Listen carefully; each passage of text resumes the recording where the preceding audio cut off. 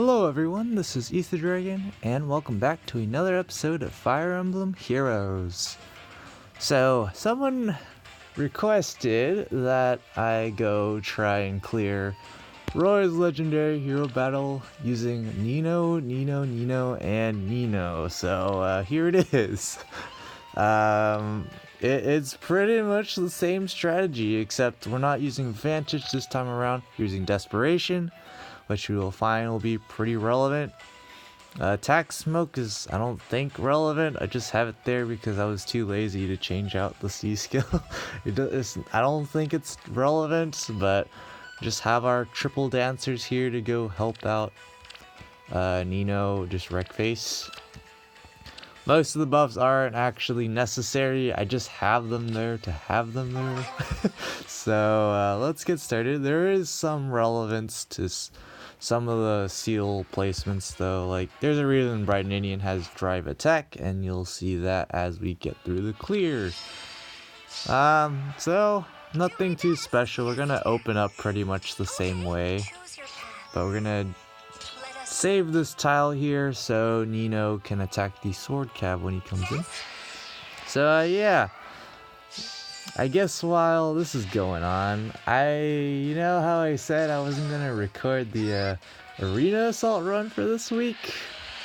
Yeah, so I went about doing my arena assault run without recording it, and I ended up getting 5,271. Which is kind of awkward because I think that's my all-time high. So awkward, not on camera, feels bad, man, but what are we gonna do about it? It wasn't top 1k even, it was like rank 1040 something, so not quite there, unfortunately. But here, having guard on the Sword Cavalier is going to help us out a bit, as we will see shortly. It just so happens that special charges line up really nicely for this legendary hero battle. Don't question it whatsoever. Everything lines up perfectly. Like the fact we have Dragon Fang up right now. And we're going to dance Nino from here so we can block the red Maniquite's spawn point on the trench and move it over to the right. So that's just relevant for positioning reasons. So going to nuke the blue mage here. Nothing too special. I mean, if we max buffed, we could just one-shot, but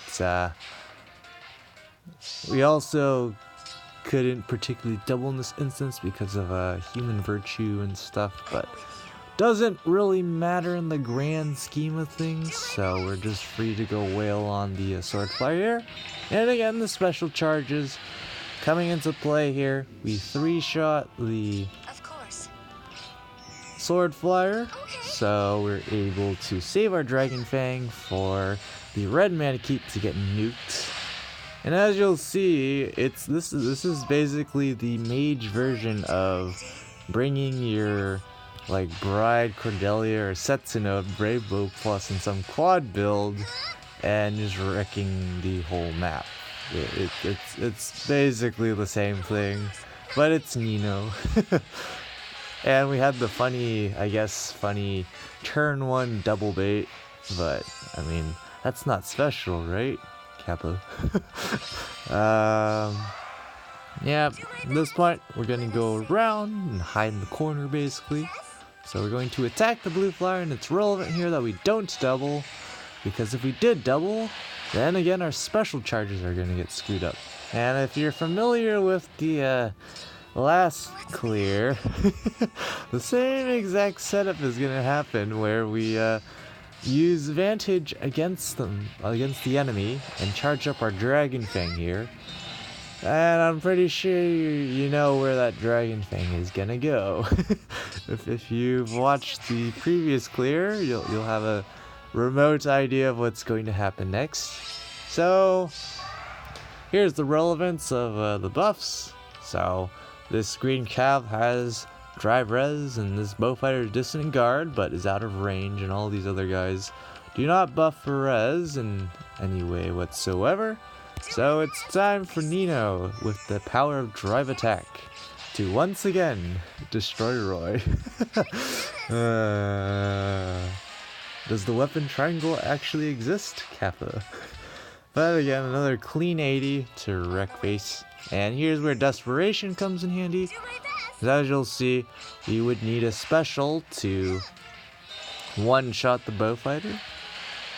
But, you know, we could get away with like a glimmer or something on that.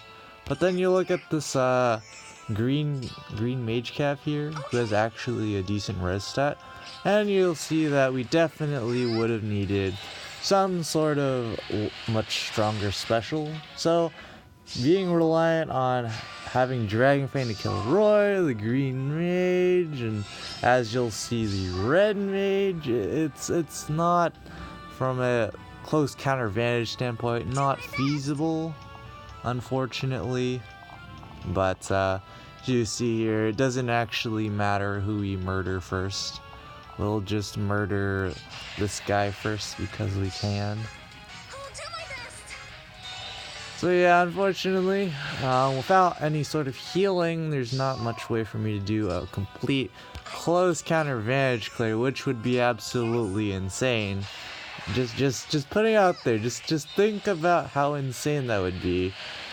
Even though, of course, it would be with support, very few people make videos of like true solos on Abyssals, because it's definitely difficult to not get your other units hit, and of course if it's a true solo, your other units can't be doing anything. So here you see it won't matter that if we have a special or not, but we're just going to use the special to nuke the red mage to add into the salts.